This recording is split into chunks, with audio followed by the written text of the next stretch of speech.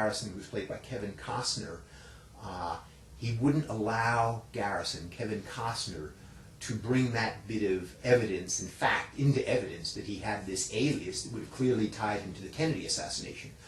So it was a corrupt federal judge who suppressed the truth by not allowing Garrison to bring that into evidence, and that was the whole case. I mean, I remember in the movie, they dismissed the jury, and Garrison came up to the judge, he says, "That's my whole case." He says, "Well, you're going to not be able to bring it back." This happens all the time. And that happens. So they suppress the evidence. judge suppresses whatever evidence he thinks is not relevant, which, and if it isn't relevant, it probably should be done. But they mostly suppress whatever evidence they don't want you to put in. So the judges, it varies depending on, first of all, depending on where the judge's sympathies are. Mm-hmm. Yeah. And then some are more honest than others, though I'll bet there isn't a judge in the country that hasn't suppressed some evidence which shouldn't have been suppressed at some time, maybe innocently and maybe purposely. Yeah.